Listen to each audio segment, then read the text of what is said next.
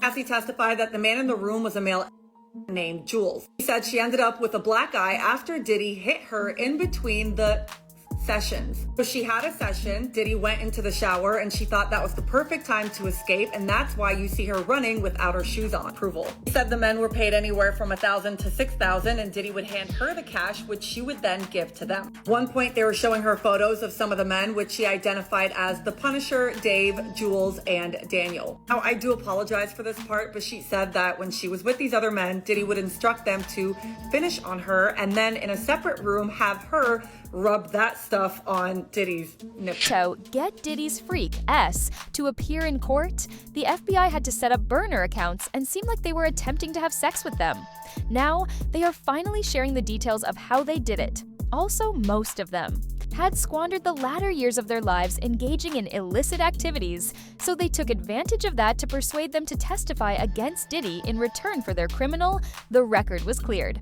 Evidently, these at the police station or provide testimony.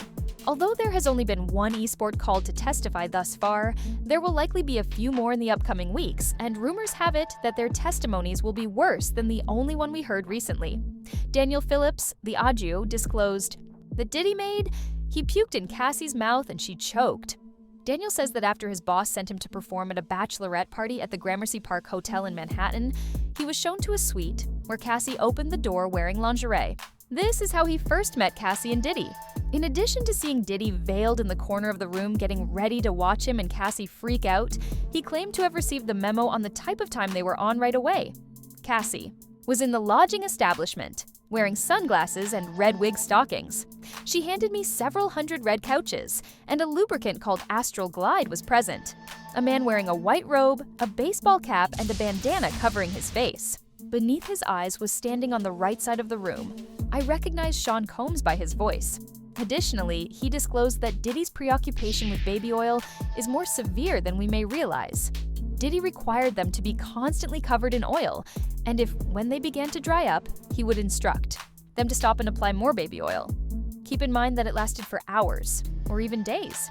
It's no wonder the police discovered 1,000 bottles of baby oil in this man's home.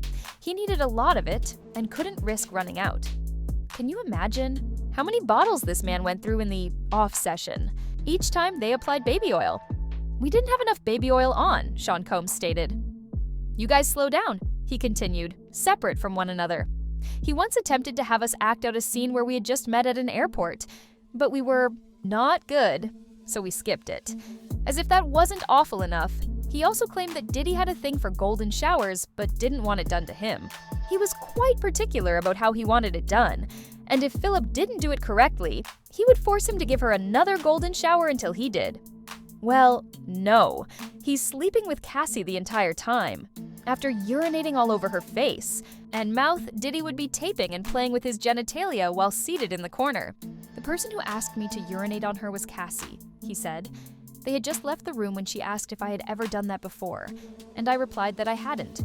She then instructed me to do it, but it seemed like I was doing it incorrectly, because they both stopped me and told me that I should only leak a little at a time rather than completely leaking on her." In words, Philip. He was first excited to participate in these freak-offs because he would get to sleep with Cassie and make excellent money. But he started to back off when he saw that Diddy was controlling her and making her do these things. He recounts 2 instances. Diddy is said to have struck Cassie once, stating, "Bitch, when I tell you to come over, you come over." According to Philip, he heard Diddy slap Cassie in the other instance. He strolled, wearing a towel outside.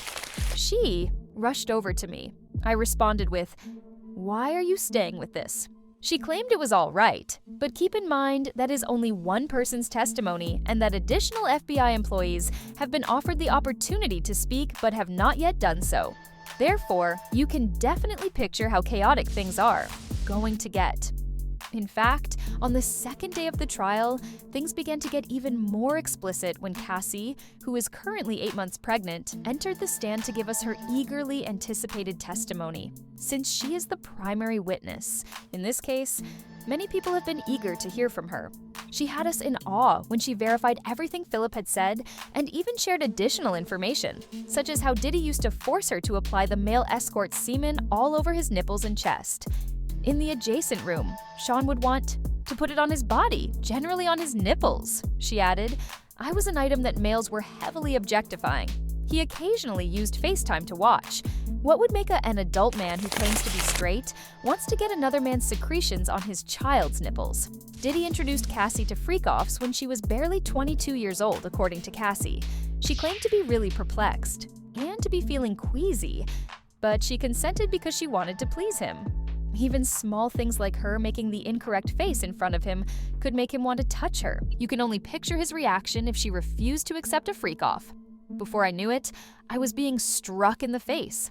Additionally, there was moreover, psychological. He tells me to watch how my face changes with my mouth. The normal outcome of heated fights is some form of physical abuse and dragging, among other things.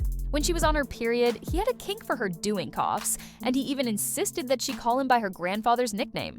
Diddy and other men were constantly urinating on her, which she found disgusting, but she had no choice but to open her mouth and take it all in, because she would receive a beating from him if she didn't do it. She claimed that Diddy would join these male professionals in urinating on her at the same time, causing her to choke occasionally due to an excess of urine in her mouth. According to her, I should have freaked out throughout my period. I suffocated from having too much urine in my mouth, which was awful, and nobody could possibly believe I wanted it.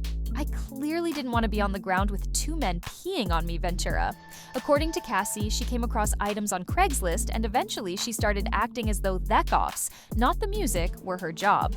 However, she only released one of the 10 albums she signed with him, and she hardly had time to record anymore because these freak-offs might last up to 4 days at a time. She also had to spend the rest of the week recuperating from everything he put into her body. Remember when Philip claimed Diddy forced them to use an obscene quantity of baby oil? The freak-offs became a job and occasionally lasted for 36 to 48 hours. Cassie verified this, and she also disclosed that Diddy would specifically request that the bottles be placed in a sink of hot water. Once the water heated up, he would pour it all over her. Occasionally, the hotel rooms would become so messy from the hours of baby oil and freaking off that Diddy would pay thousands of dollars to have them cleaned. Whoa, kid! To put it mildly, this child is insane. We thought they would be a lot, but rumors have it that the FBI is still utilizing. Their more burner accounts will be caught and compelled to testify. In addition to the freak-offs, there were also his RICO charges. As is customary, many had their opinions, such as this one. Diddy did not do this alone. There are more wranglers and handlers. It is impossible for any of the leaders here to achieve it alone. Someone else claimed that Diddy had enormous power and influence to get away with his terrible actions for years. But who was dictating to him what he did? People must be outed. They are the actual participants. But now, I'd like to hear your opinions. How do you feel about the FBI utilizing bait and burner accounts to induce people to come in and provide testimony? The only person involved? Please, share your opinions in the space provided for comments below, and remember to click here to this additional dirty video.